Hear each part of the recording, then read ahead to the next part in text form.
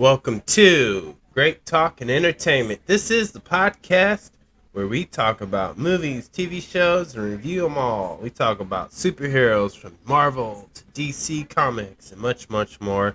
And plus, we got some awesome entertaining things that you can only get on Great Talk and Entertainment on the YouTube channel. So subscribe, hit that notification button, and always be up to date to all the new content that's coming out. And of course, give us some thumbs up so we can grow and have more audience, have more fans, and have more listeners to enjoy our. Thank you very much. I'm your host, KJ, and this is the episode where we talk about episode 4 on the new Marvel What If, only on the Disney Plus. Now, episode 4, this is about Doctor Strange as Superior Doctor Strange. So, before we get into it, this is a spoiler review. So if you have not seen this show on Disney Plus, Marvel's What If, please go check this out. Then come back and listen to this and leave a comment of what you guys think about the Marvel What If series so far.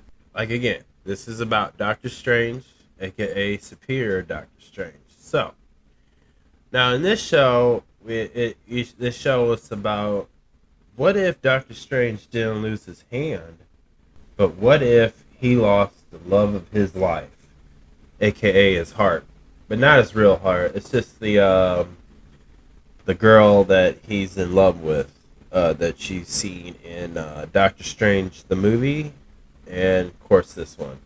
This is about where it's the same plot, Spoilers if you haven't seen the Doctor Strange movie as well. In this one, he's driving his car and his girl's right in the passenger seat, and just like the movie, he gets in a bad car accident, and instead of his hands getting destroyed and then never be able to perform surgery or be a doctor at this point, he loses his love of his life, his girlfriend. So now Doctor Strange is going through grief, which I like to point out, it's the same type of grief.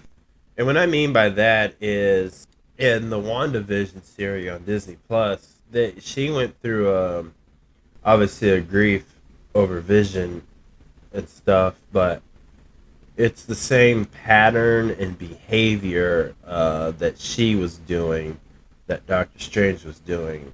And what I mean by that is, like, in WandaVision, she would use these like old either 90s sitcom or pretty much any classic TV sitcom that came out in every type of decade and generation, and that's how she would go through her grief. Well, in this one, Doctor Strange did the same thing, but he was doing it just through his imagination of saying, oh, what if I did it like this, or what if I did it like that? So he takes the time stone, goes back in time, and he tries to do things differently, but either or, his love of his life, she always dies, whether it's from a heart attack. She even got shot on gunpoint. Even it's in the car wreck scene, it always happens. So it doesn't matter. Doesn't matter if he went a different direction, a different route. The time stone could not help him do that. But he did discover that there was some dark magic. And in this episode, we learned that he could do it. He could do it, but he had to go to this temple, which is just books of libraries of the Ancient One has warned Doctor Strange not to do. But why he was doing that, they had a battle, and she knew that she could not beat Doctor Strange in a battle. So what she did was split them, and the one that you see becomes Superior Doctor Strange is the one who went to the Temple of Library and found the dark magic. And what you learn is, you see this giant monster come out, and you're thinking, oh, that's the same monster that you saw in episode 1 with Captain Carter or Peggy Carter. Now, I'm not going to confirm it's the same one, or it's the particular. I forgot the character's name, but it's one of the main villains that Doctor Strange in comic books kind of goes to battle up against in time and time. So it's not really confirmed if it's that creature, but if it is, it's cool. It's really powerful. It kind of runs the multiverse of madness in a way. We don't know about that. But the one thing I did like about it is, before we go on, what I did like about that is it shows that this is like a what if. Not there's multiple what ifs in one. With especially with this episode, it's like, yeah, like Doctor Strange is very responsible. Like, the new Spider-Man trailer, it's like, why was Doctor Strange winking like that? That's not something he would do. But see, he's doing the same thing in this episode. He's doing uncharacteristics that Doctor Strange would not normally do.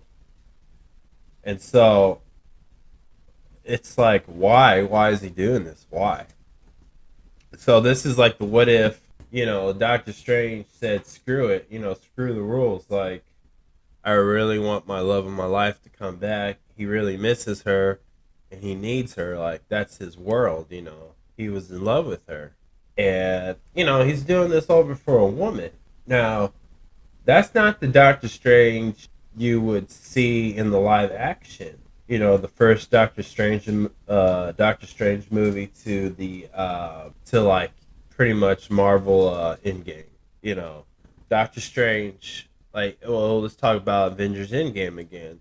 Like in Doctor Strange, when he did that in the Avengers Endgame, he told Tony Stark, like, hey, look, there's only one way, and I cannot tell you what it is because it could ruin it. It could change the future or the outcome of it. So he kept his mouth shut. Well, this one, Doctor Strange is saying, screw all those rules. I want my girlfriend back. I want my woman. I want my love of my life. So he's sad. Like, this is literally a different Doctor Strange. And you know, you see like the hints of the things he wouldn't do, but he's doing in there. So, like, for example, when he was in the Library of Temples, he absorbed every like demonic, powerful creature. Even the cape. He even got a cape from a bug, or a bug alien, like an alien that looks like a bug. And it's like, what the heck? Like, why is he doing this? Like, over a woman? He's like literally doing this for a woman. Like, he would do anything to have her love back, which is, it's like, wow, that's crazy. Not crazy, but so unusual and strange, no pun intended, for Doctor Strange. But it's like, what?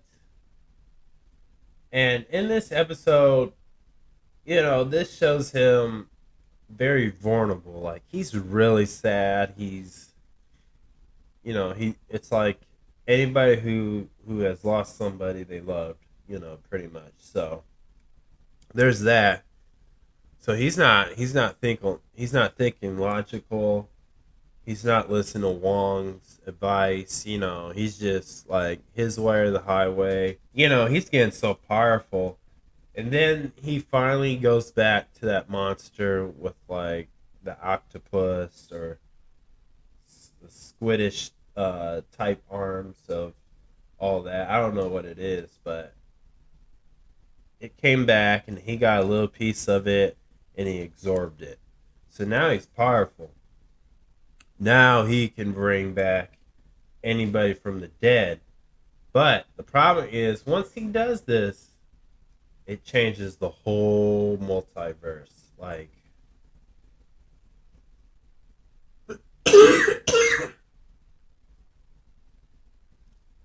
this changes the whole multiverse. This changes the whole reality of the Marvel Cinematic Universe in a way. And in like the Avengers Infinity War and Avengers Endgame, you know how people like just turn into dust from Thanos snapping. This one was like people, the whole world, the whole reality was like, it wasn't like a dust, but it was kind of like waterish, like they were vaporizing in a way, like water. And that's the best way I can explain that. But like I said, they come to find out that the chosen one, or not the chosen, the sacred one, she she split to Doctor Strange because the only way to defeat Doctor Strange, well, is literally Doctor Strange himself. So the Doctor Strange you see sitting in front of a fire pit, he was just drinking whatever he was drinking, and he was just thinking about it, thinking about his loss and stuff. And then you come to find out the Sacred One comes out and explains that to Doctor Strange because he's trying to figure out why is everything so goofed up. And he realized that he screwed it up. He messed it up. Like, what? I did that. So, and then it comes to this epic, awesome battle up scene that I really like. And I like to just say the animation to this was really fun, entertaining to watch, very enjoyable action pack. Like that's the one thing I like about Marvel so far on this show is when they do have a battle scene, it fits perfectly. It makes sense. It looks like a fun ride to enjoy while watching because it even the fight scene is like storytelling, like showing the emotion, showing the passion, and taking us to a new direction of the Marvel cinematic universe as well. So man, these fight scenes are really important, and here's why. So when it's Doctor Strange versus Superior and Doctor Strange, the one thing about Superior Doctor Strange is that his hits and blows to the regular Doctor Strange, that shield that he had protected around him was slowly but surely breaking. And, you know, he did things like Supreme Doctor Strange is a higher level, much powerful Doctor Strange, obviously, and that's what they're trying to point out, which is fine. But then it takes us to a new level of like, okay, so this and this happened, and all those monsters that he absorbed, he was recreating them with his effect and stopping regular Doctor Strange. And obviously, Superior Doctor Strange defeated the regular Doctor Strange and then absorbed him. But then at the end, the Watchmen made him realize, and I like to point out, that every time Doctor Strange got more powerful, he became more well aware of the Watcher. And this particular Watcher in comic books does interfere. So this is the first, he kind of did interfere by communicating to Doctor Strange, aka Superior Doctor Strange. And so it's like, why did he do it? Why is he now communicating with the Marvel Avengers team? And that's why I think now he's getting concerned. But Superior's Doctor Strange's whole multiverse reality is gone. It's destroyed because yeah, he did bring back his love of his life, but she vanished too because Doctor Strange became a monster. Like he looked like every creature that he absorbed. Like he wasn't human no more, and now he's all alone. And he's obviously he shielded himself with like this crystal type ball that he's stuck in, and it's like, okay, so he's trapped, but he's the superior Doctor Strange. I'm sure after he's done griefing and crying and all that, he'll figure a way out. But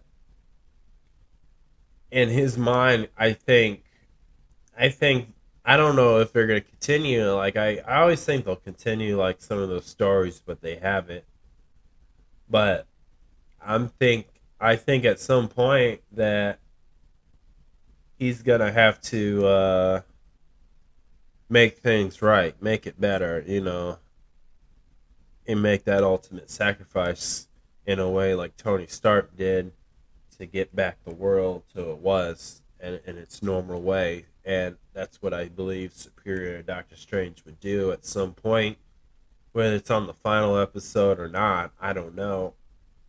Maybe next season, who knows? But it's one of those things, and he's like literally all alone. Like he has nobody. He's like stuck in his own shielded crystal ball where this black goopy goose can't get to him. So he's lost. He's stuck. He's trapped, and that's how it ended. Like there was no credit scenes, nothing like that.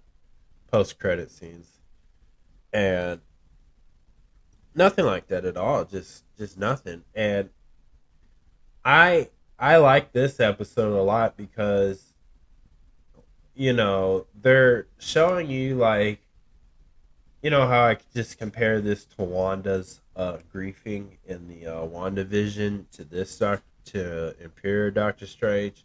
It's just because these two have the ability to cast spells and magic and change reality the way they want to, even though they know it's wrong, they don't do it. But in this one, you know, it's the big question is, did Wanda or Loki change the multiverse? Or did Sylvie, aka the female Loki? Who knows? But between Wanda and Doctor Strange, because we know in the next Doctor Strange movie, Multiverse of Madness, that Wanda's going to be in this. So now it's canon. It's canon to the live action. But this episode really started connecting the episodes to the what if shows to itself now. Like I said, they had the creature from episode 1 show up in this episode. And what that tells me is we all know from the trailers that there's going to be a big Avengers team up. So how does Superior Doctor Strange and Captain Carter team up or get together? Who knows? But maybe the Watcher's gonna do it. He'll get involved and get them to team up. He has the ability to do that. It's just a rule not to do it. And in comic books, the rule is because the Celestials will come down on him like the police and put him down, like destroy him, kill him, whatever. And that's what's it's kind of playing around with. And you know this is connected to, like I said, this Marvel What If show is connected to the live action movies and TV shows. So now this is where I get into my theories. So I'm gonna name I here's my 3 theories that I think will happen if they go this route. If they don't, it's no big deal. Who cares? So my first theory is from watching that new Spider-Man trailer, No Way Home, and then seeing this. I find it ironic that in the trailer, Doctor Strange, he winks at Peter Parker after Wong says, "Hey, do not do that spell where people forget that Peter Parker is Spider-Man, but he winks at him like wink. Now I think that's very odd of Doctor Strange. But then I see this episode, and here's my theory. My theory is that Superior Doctor Strange in the live action movie of the trailer to Spider-Man No Way Home. That's who I think. I think that's Superior Doctor Strange. I mean, if it's not, it's not. No big deal. But here's why I would think that. So we know Superior Doctor Strange is gonna want to make things up.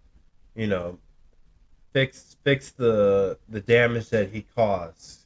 And what if what if Doctor Strange? Now remember, Doctor Strange, the superior Doctor Strange, is a little bit more powerful, a little bit more knowledgeable, and that dark magic opened up more abilities for him to do. So who who said he can't become into a live reality? Think about it. It's a cartoon, right?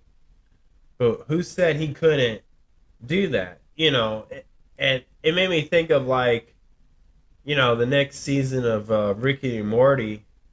There's a live action episode, or maybe the whole season. I don't know. I would just say maybe a couple episodes, but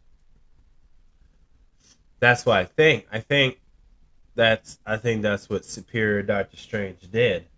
Is he cast a spell and went into a different reality. Now, how does he know Peter Parker and all that? Well, maybe the same event with Thanos happened in his reality, or more or less. Who knows? Uh, if you guys tell me, guys, what you think about that in the comments? I really, really want to know.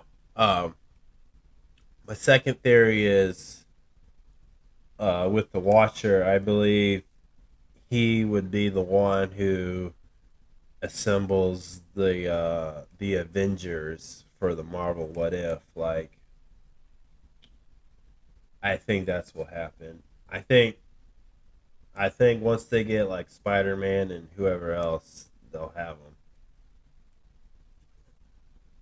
them. My and the reason why I think that is just because I think this is all about leading up to the big Avengers team up, most likely, because that's what it's probably going to lead up to. Um, I think it'd be fun to see Captain Carter and Loki and Doctor Strange or Superior Doctor Strange team up. Would they be battling the zombies, the Marvel zombies? Who knows? I don't know. But I would love to see that. Maybe Thanos and Captain Carter would team up. Who knows? The friendly, the nice Thanos. So I'm excited about that. Very, very excited. And then my third theory is this. I think that I think that Wong is gonna take over Doctor Strange's mantle from this episode. I think Juan is gonna ban Doctor Strange from ever being a source. Having the ability to do the magic. He's gonna ban him from going to the temples and all that stuff. He's just gonna kick him out. That's what I think. And it'll just be like, what if Wong was the new Doctor Strange? That'd be cool. I don't know. So those are just some theories, guys. Tell me, guys, what you think about those in the comments. Let me know. I would love to hear your guys' opinion. Now, 1 out of 10, I'm gonna give it an 8. I give it an 8 just because they did push the envelope, but you know, they kind of played it safe in a way. This is more of like they just changed Doctor Strange's beliefs or outlook of how he views of using magic and reality and stuff. But it's not a bad thing. So I'm giving it an 8. It's a great show. I can watch that episode again and again. I can watch the whole series over again and again if I want to. I like this so much. So I give it an 8. Oh man, I really wish they would add like Deadpool or the X-Men or something, but I understand why they won't do that yet, especially in season 1. So, Marvel Studios has a plan. I just got to trust them and just enjoy the movies and shows. So, that's it. Thank you guys so much for listening. I hope you enjoy my podcast. Please subscribe to this YouTube channel. Give me a thumbs up and tell your friends, tell your family, tell your mama, tell your grandma, tell your daddy, tell your grandpa about this so they can always tune in on Great Talk and Entertainment on YouTube. Thank you. Peace out.